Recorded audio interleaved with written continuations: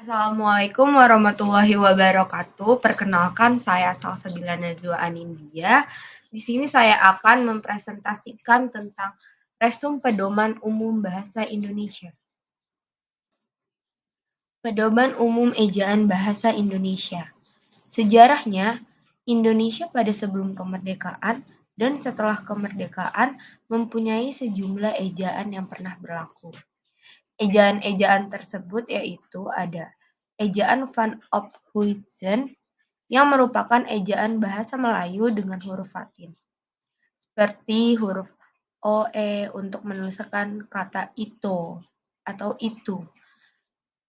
Yang kedua yaitu ada ejaan Suwandi, merupakan ejaan yang disebut dengan ejaan Republik, seperti huruf OE diganti dengan U dalam kata guru, yang bisa dibaca dengan guro.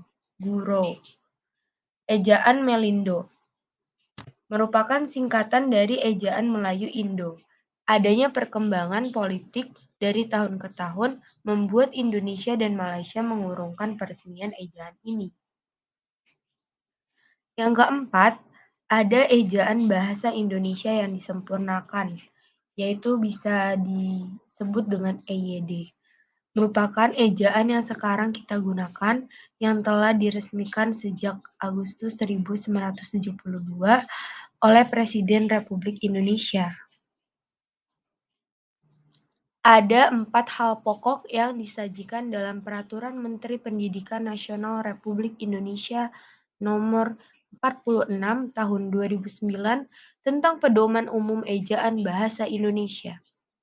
4 hal pokok tersebut yaitu ada pemakaian huruf, penulisan kata, pemakaian tanda baca, serta penulisan unsur serapan.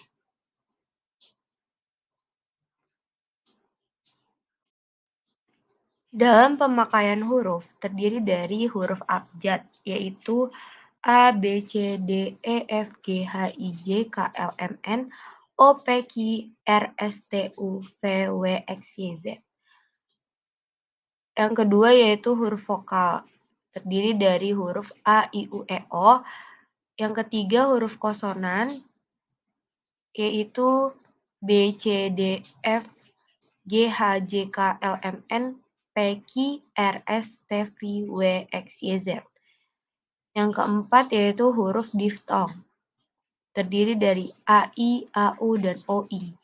Yang kelima yaitu gabungan huruf konsonan, yaitu ada K, H, Eng, N, Y atau nya, dan S, Y. Yang keenam yaitu huruf kapital. Huruf kapital berfungsi sebagai huruf pertama kata pada awal kalimat. Yang kedua dipakai sebagai huruf pertama ketika petikan langsung.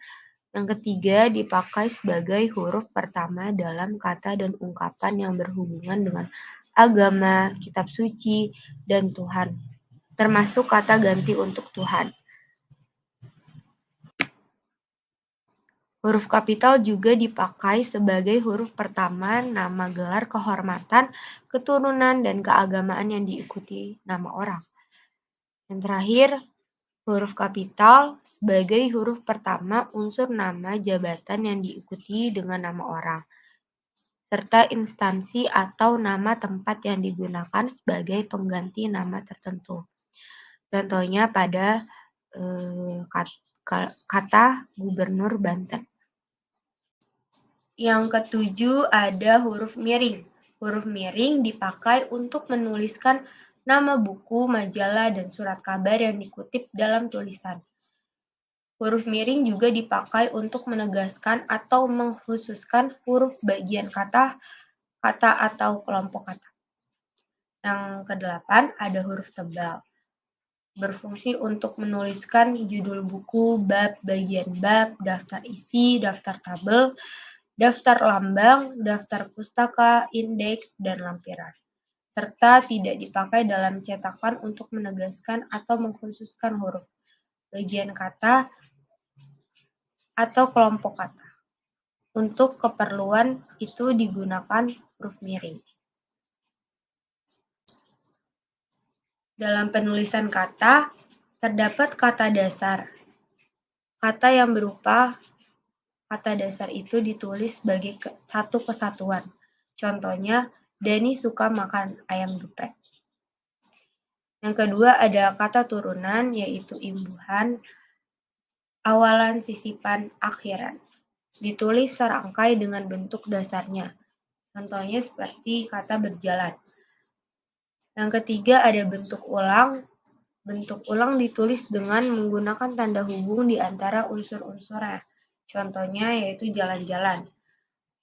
Yang keempat, gabungan kata. Unsur-unsur gabungan kata yang lazim disebut kata majemuk ditulis terpisah. Contohnya duta besar. Yang kelima ada suku kata, dan yang keenam ada kata depan, yaitu terdiri dari di, ke, dan dari kata depan di dan di ke ditulis terpisah dari kata yang mengikutinya, kecuali di dalam gabungan kata yang sudah lazim dianggap sebagai satu kata, seperti kepada dan daripada. Singkatan dan akronim ialah bentuk singkat yang terdiri atas satu huruf atau lebih, seperti singkatan nama orang, jabatan, nama gelar, atau pangkat. Akronim ialah singkatan dari dua kata atau lebih yang diperlukan sebagai sebuah kata. Angka dan bilangan. Bilangan dapat dinyatakan dengan angka atau kata. Angka dipakai sebagai lambang bilangan atau nomor. Kata ganti ku, kau, kumu, dan-nya ditulis serangkai dengan kata yang mengikutinya, yaitu ku, mu, dan-nya ditulis serangkai dengan kata yang mendahulunya. Kata si dan sang ditulis terpisah dari kata yang mengikutinya. Huruf awal si dan sang ditulis dengan huruf kapital jika kata-kata itu diperlakukan sebagai unsur nama diri. Sekian presentasi yang dapat saya sampaikan. Mohon maaf apabila ada kesalahan dalam penulisan kata maupun bicara. Terima kasih. Wassalamualaikum warahmatullahi wabarakatuh.